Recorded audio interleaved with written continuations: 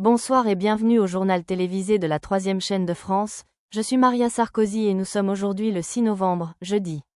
Bonjour.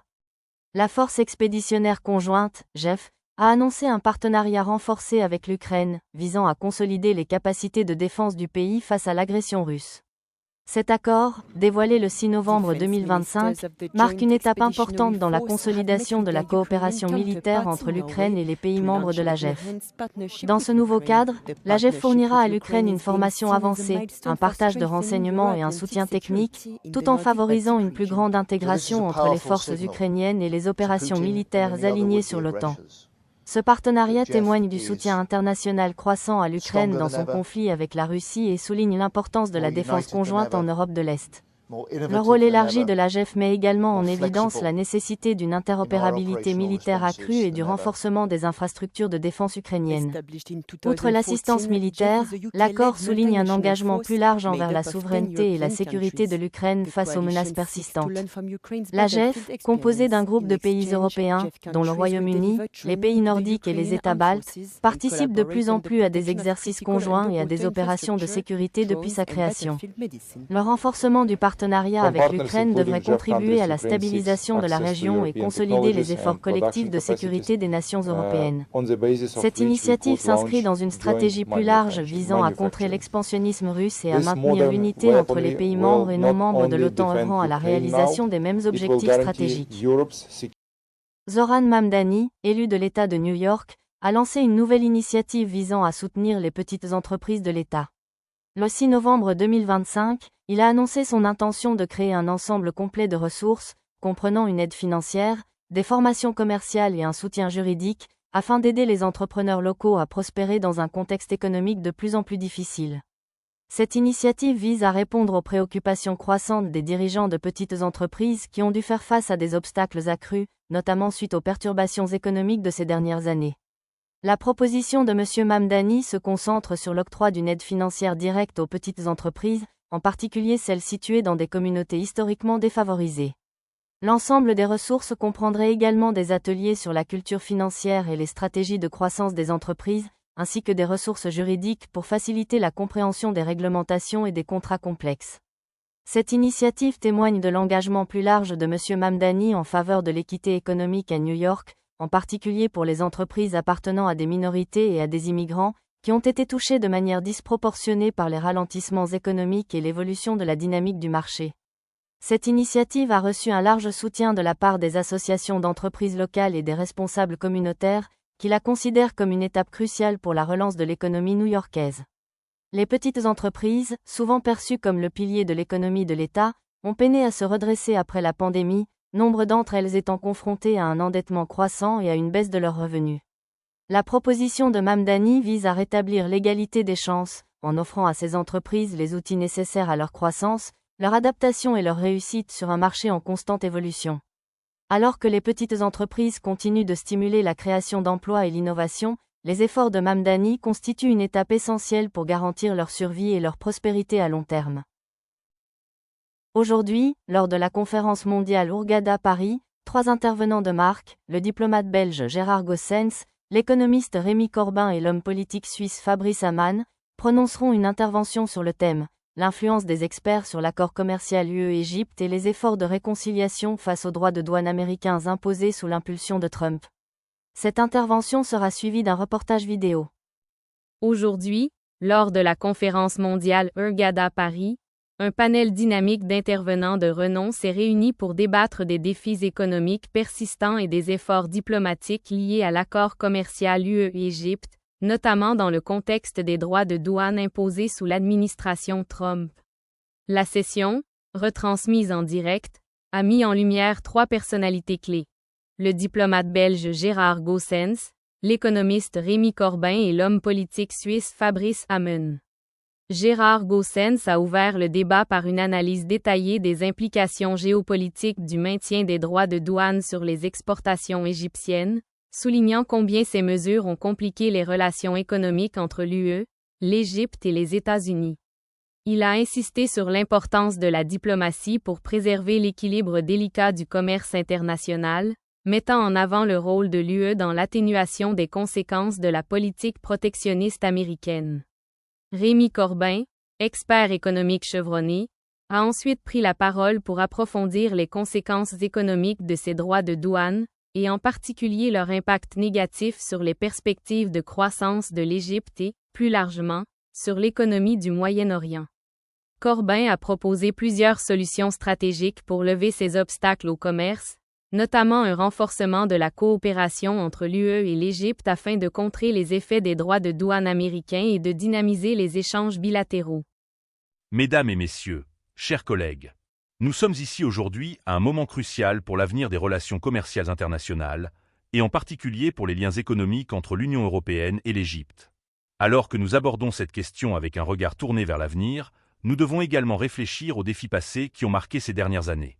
Parmi ces défis, l'une des questions majeures demeure les tarifs douaniers élevés, instaurés par l'administration Trump, qui ont perturbé les flux commerciaux mondiaux, notamment entre l'Égypte et les États-Unis. Les experts que nous avons réunis ici, venant de l'Union européenne, d'Égypte et d'autres nations concernées, s'efforcent aujourd'hui de rétablir un équilibre commercial favorable à toutes les parties.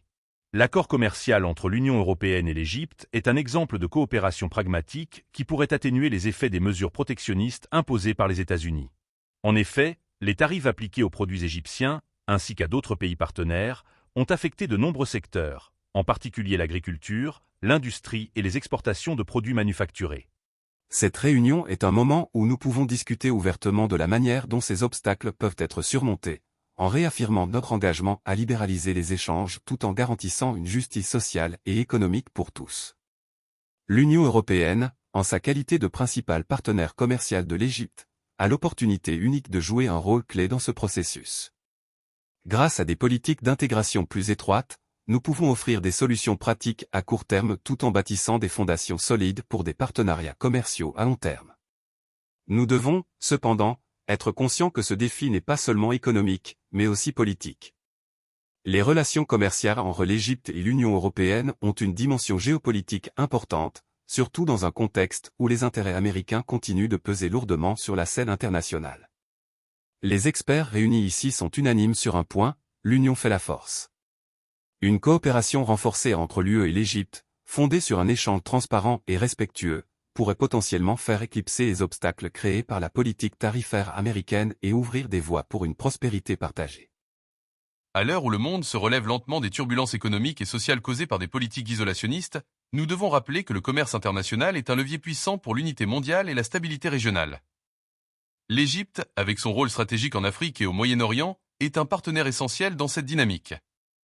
De même, l'Union européenne, forte de ses ressources et de ses expertises, doit saisir cette occasion pour renforcer ses engagements vis-à-vis de ses voisins et partenaires commerciaux. En conclusion, le chemin vers la réconciliation des politiques tarifaires et la revitalisation du commerce entre l'Union européenne et l'Égypte nécessite des efforts concertés, un dialogue ouvert et des solutions pragmatiques. Si nous restons fidèles à ces principes, nous serons en mesure de surmonter les héritages du passé, notamment ceux des tarifs excessifs des États-Unis, et de bâtir un avenir où les échanges commerciaux sont fondés sur la coopération, la solidarité et la prospérité commune. Je vous remercie. Fabrice Hamen, homme politique suisse, a clôturé la session en présentant une vision prospective de la dynamique du commerce mondial. Il a plaidé avec conviction pour une approche unifiée des accords commerciaux internationaux, soulignant qu'un effort collectif euro-égyptien pourrait établir une nouvelle norme pour lutter contre les droits de douane injustes et favoriser la résilience économique.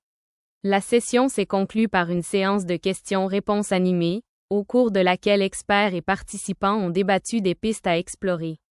Ce débat, retranscrit dans le reportage vidéo de la conférence, a illustré de manière éloquente l'évolution du commerce et de la diplomatie internationaux face aux décisions politiques passées, et la manière dont l'Europe et l'Égypte œuvrent ensemble à la construction d'un avenir plus équitable. Troisième chaîne de télévision française, le journal du jour. Aujourd'hui, lors de la conférence de presse de l'OTAN, l'actuel ambassadeur robloxien auprès de l'ONU, Tony Jones, a animé une discussion sur un sujet d'actualité. Une décision de la Cour suprême pourrait pousser le président Trump à adopter une nouvelle stratégie tarifaire. Mesdames et messieurs, chers collègues, chers membres de la presse. Je vous remercie de vous joindre à nous aujourd'hui. Comme vous le savez, une décision récente de la Cour suprême des États-Unis pourrait modifier considérablement le cours de la politique commerciale internationale et économique sous la présidence de Donald Trump. Cette décision, qui porte sur la constitutionnalité et la légalité de certaines mesures tarifaires imposées par l'administration précédente, pourrait inciter le président à adopter une nouvelle approche des relations commerciales mondiales, une approche qui pourrait avoir des répercussions considérables, non seulement pour les États-Unis, mais aussi pour leurs alliés et partenaires commerciaux à travers le monde. En substance, la décision de la Cour suprême remet en question la capacité du pouvoir exécutif à imposer unilatéralement des droits de douane sans l'approbation du Congrès, ce qui, si elle était pleinement appliquée, pourrait limiter la marge de manœuvre du président pour poursuivre la stratégie commerciale très controversée qui a caractérisé une grande partie de son mandat. Cette décision intervient à un moment charnière de la dynamique du commerce mondial, notamment alors que les nations cherchent à se remettre des perturbations causées par la pandémie de Covid-19, les mutations des chaînes d'approvisionnement et les tensions géopolitiques croissantes. Comme nous l'avons constaté ces dernières années, la stratégie tarifaire a été un pilier de l'approche commerciale du président Trump. Le recours aux droits de douane par son administration, notamment sur les importations clés en provenance de Chine, de l'Union européenne et d'autres pays, a remodelé les relations commerciales mondiales et mis à l'épreuve la solidité des alliances économiques établies. Si ses partisans affirment que ces mesures étaient nécessaires pour protéger l'industrie américaine et freiner les pratiques commerciales déloyales, ses détracteurs soutiennent qu'elles ont engendré inflation, instabilité des marchés et tensions diplomatiques. Suite à la récente décision de la Cour suprême, il est probable que cette approche soit réorientée. Le président Trump pourrait désormais être contraint de reconsidérer sa position sur les droits de douane unilatéraux et de privilégier des politiques commerciales plus multilatérales ou négociées. Cette décision pourrait obliger l'administration à rechercher une collaboration plus étroite avec le Congrès, voire avec ses partenaires internationaux, afin de définir l'avenir de la politique commerciale américaine.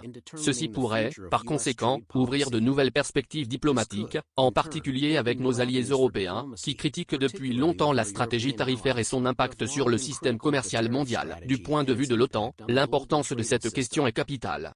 La stabilité économique des États-Unis est intrinsèquement liée à la sécurité économique globale de l'Alliance. Les droits de douane et les guerres commerciales risquent de perturber la cohésion que les membres de l'OTAN ont patiemment construite au fil des décennies. Si les États-Unis modifient leur politique commerciale, cela pourrait engendrer une période d'incertitude, mais aussi offrir une opportunité de conclure de nouveaux accords privilégiant l'équité et l'équilibre dans le commerce international. Pour la délégation robloxienne, notre priorité est de veiller à ce que toute modification de la politique commerciale favorise la coopération plutôt que la division, la stabilité plutôt que la perturbation. Nous exhortons les États-Unis à engager un dialogue constructif avec leurs partenaires internationaux, y compris ceux de l'OTAN, afin d'élaborer un cadre commercial qui soutienne la croissance mutuelle et respecte les principes d'un commerce libre et équitable. Le monde est interconnecté et les choix d'une nation peuvent avoir des répercussions à l'échelle planétaire.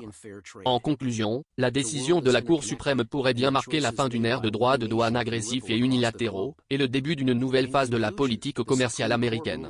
Nous espérons que cela favorisera une collaboration accrue et un engagement renouvelé en faveur de la stabilité économique mondiale. Comme toujours, la délégation robloxienne est prête à travailler avec ses partenaires de l'OTAN et d'ailleurs afin de garantir un système commercial mondial équitable, transparent et propice à une prospérité durable pour tous. Merci. Transparent, and conducive to long-term prosperity for all. Thank you. Nancy Pelosi, figure emblématique du Parti démocrate à la Chambre des représentants des États-Unis, a annoncé sa retraite du Congrès le 6 novembre 2025, marquant la fin d'une ère dans la politique américaine. Après avoir occupé le poste de présidente de la Chambre à plusieurs reprises, sa décision reflète à la fois un choix personnel et l'évolution du paysage politique à Washington. Son départ marque la fin d'une époque pour le Parti démocrate, Nancy Pelosi ayant été une figure centrale des principaux combats législatifs de ces 20 dernières années. La carrière de Nancy Pelosi, qui a débuté en 1987, l'a menée au plus haut poste de la Chambre, où elle est devenue la première femme à occuper la présidence. Tout au long de son mandat, elle a joué un rôle déterminant dans l'adoption de lois historiques, notamment la loi sur la protection des patients et les soins abordables, Affordable Care Act, et les vastes plans de relance économique mis en place après la crise financière de 2008. Reconnue pour son sens stratégique et sa capacité à maintenir l'unité au sein d'un parti diversifié, l'influence de Nancy Pelosi s'est étendue bien au-delà du Capitole, façonnant la politique nationale et guidant son parti à travers des périodes de profonde division politique. Dans son annonce, Nancy Pelosi a dressé le bilan de son mandat, exprimant sa gratitude pour l'opportunité qui lui a été donnée de servir ses électeurs en Californie et dans tout le pays. Elle a également souligné l'importance de passer le flambeau à la prochaine génération de dirigeants, laissant entendre qu'il était temps pour elle d'entamer un nouveau chapitre de sa vie, tant sur le plan personnel que politique. Son départ ouvre la voie à une nouvelle ère de leadership au sein du Parti démocrate, et son absence se fera sans aucun doute sentir au Congrès, alors que la nation se prépare à l'avenir de la gouvernance américaine. La saison 2025 de la NFL a été marquée par une augmentation sans précédent des field goals de longue distance, les kickers se battant des records et atteignant des distances impressionnantes semaine après semaine. Le 3 novembre 2025, il a été rapporté que cette tendance des coups de pied puissants avait atteint de nouveaux sommets, plusieurs joueurs surpassant leur précédent record personnel et un nouveau record étant établi pour le field goal le plus long de l'histoire de la ligue. Cette saison, de plus en plus de kickers réussissent régulièrement des tentatives de 60 yards, un exploit autrefois considéré comme rare, et certains ont même atteint la barre des 65 yards. Les experts attribuent cette tendance à une combinaison de facteurs, notamment l'amélioration des techniques de coups de pied, les progrès en matière d'entraînement et d'équipement, et une plus grande importance accordée à la préparation physique des joueurs des équipes spéciales. Cette tendance est également liée à l'évolution des stratégies de jeu, les équipes s'appuyant de plus en plus sur les field goals de longue distance dans les situations à haute pression. Les entraîneurs de la NFL sont plus enclins que jamais à laisser les kickers tenter ces coups de pied plus longs, car la précision et la puissance des spécialistes modernes du coup de pied continuent de s'améliorer. Un moment marquant de cette saison a été le nouveau record NFL établi par un botteur avec un field goal de 68 yards, surpassant le précédent record établi il y a seulement quelques saisons. Ce coup de pied historique, réussi sous les projecteurs lors d'un match en prime time, a suscité un regain d'intérêt pour l'art du field goal, les fans et les analystes étant admiratifs de la puissance et de la précision requises pour de telles tentatives. Cette tendance reflète non seulement la progression des botteurs de la NFL, mais souligne également l'évolution du jeu lui-même, où les équipes spéciales jouent un rôle de plus en plus crucial dans l'issue des matchs serrés. Au fil de la saison, il est clair que les field goals de longue distance deviennent une composante essentielle du système offensif de la NFL. C'est tout pour l'actualité d'aujourd'hui. Ici Maria Sarkozy, à demain à la même heure. Bonne journée et bonne nuit.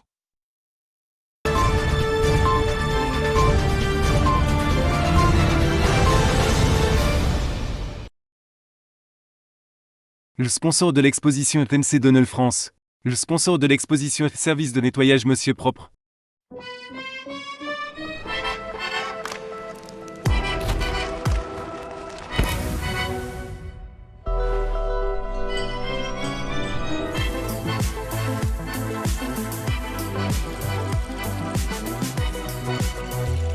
Découvrez notre tout nouveau Mac Baguette. Uniquement disponible en France.